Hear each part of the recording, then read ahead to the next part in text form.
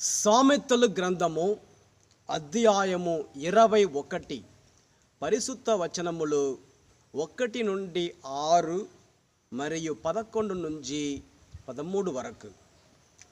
రాజు హృదయము పంట కాలువ వలె ప్రభుని ఆధీనములో నుండును. దేవుడు దానిని తన ఇష్టము వచ్చినట్లు త్రిప్పును. ఎవని కార్యములు వానికి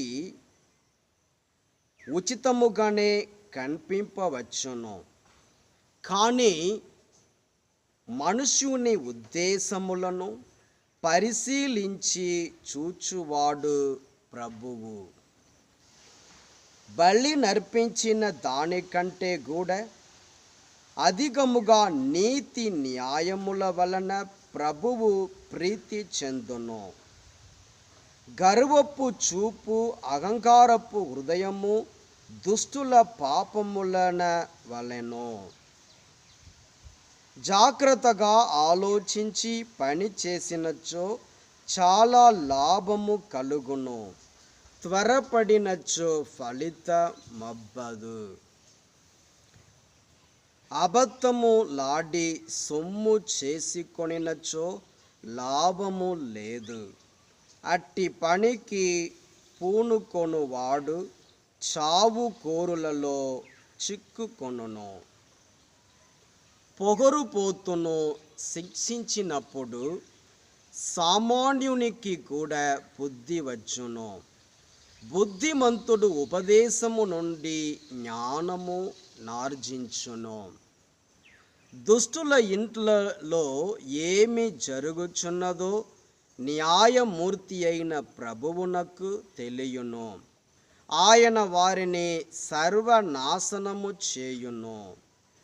పేదవాణి మొర నాలగింపని వాడు స్వయముగా మొరపెట్టినప్పుడు ఎవరునూ వినరు.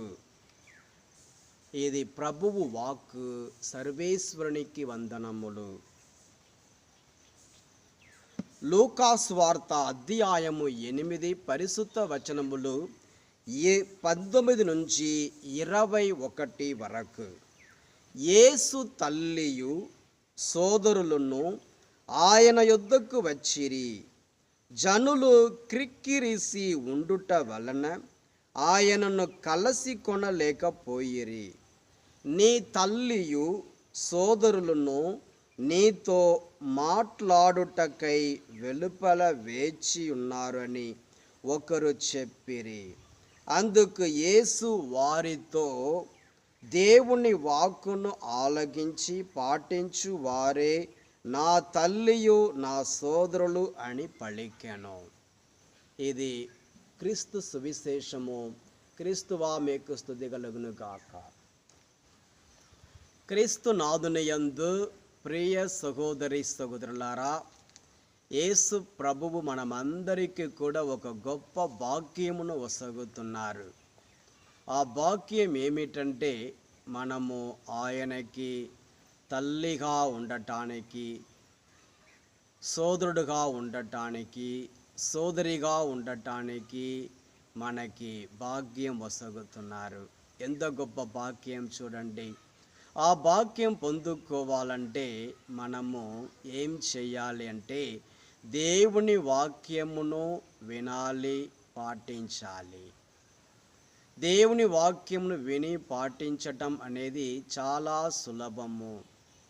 లోక ప్రకారంగా లోక ప్రజల్ని సంతోషపరచటం చాలా కష్టము, కానీ దేవుణ్ణి సంతోషపరచటం చాలా సులభము. ప్రజల్ని సంతోషపరచటానికి మనము పాపములో పడిపోతున్నాము, మనకు ఇష్టం లేని కార్యాలను చేస్తున్నాము. కానీ యేసు ప్రభువు ఆయన మాట ప్రకారం జీవించాలంటే చాలా సులభము. మనల్ని మనం దేవునికి సమర్పించుకుంటే చాలు. పవిత్ర ఆత్మ సహాయం అడిగితే చాలు. పవిత్ర ఆత్మ దేవా నాకు సహాయం చేయండి అని ఆయన అడిగి ఆయనకి లొంగి జీవించండి చాలు. దేవుడు మనకి సహాయం చేస్తారు. పవిత్ర ఆత్మ దేవుడు మనకి శక్తిని బలమును ఒసగుతారు. ఏ గడియలో ఏమి మాట్లాడాలో, ఏం మాట్లాడకూడదో, ఎక్కడికి వెళ్ళాలో అన్నిటిని దేవుడు మనకు నేర్పిస్తాడు. పవిత్రాత్మ దేవుడు లూకా 12:12 చూస్తున్నాము. కాబట్టి మనం ఏం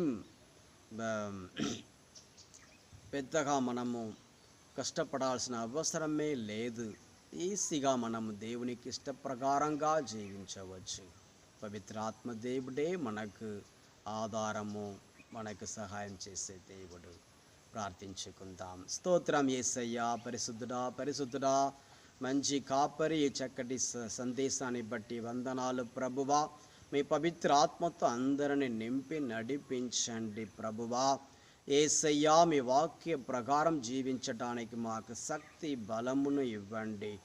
ఆశీర్వదించండి, దీవించండి, కాపాడండి. ప్రతి కుటుంబాన్ని దీవించండి ప్రభువా. ఇదిగో యేసయ్యా, యువకులను దీవించండి, వారికి మంచి ఆరోగ్యం ఇవ్వండి ప్రభువా. చదువుతున్న పిల్లల్ని దీవించండి, వారికి చదువు దయచేయండి. ఇదిగో యేసయ్యా, ఎగ్జామ్స్ దగ్గర వస్తున్నాయి ప్రభువా. మంచిగా చదువుకోవటానికి జ్ఞానము, బుద్ధి, జ్ఞాపక శక్తి దయచేయండి ప్రభువా. యేసయ్యా, దీవించండి ప్రభువా. వ్యాధుల్లో ఉన్నవారికి యేసయ్యా సహాయం చేయండి, వారికి స్వస్థత, విడుదల దయచేయండి. మీ స్వస్థత కలిగే మీ హస్తముతో అందరినీ తాకండి, విడుదల, స్వస్థత దయచేయండి, ఆశీర్వదించండి. Thank you Jesus. యేసు పరిశుద్ధ నామములో అడిగి వేడుకొనుచున్నాము పరలోకపు తండ్రి. Amen, amen. Praise the Lord. God bless all of you. మీ ప్రార్థన సహాయమును, మీ ప్రార్థన విన్నపములను కమెంట్ బాక్స్లో తెలియచేయండి. మీ అందరి కొరకు నేను ప్రార్థిస్తూ ఉంటున్నాను. ఇక్కడ మీ కుటుంబమును, మిమ్మల్ని దేవుడు దీవించును గాక. ఆమెన్.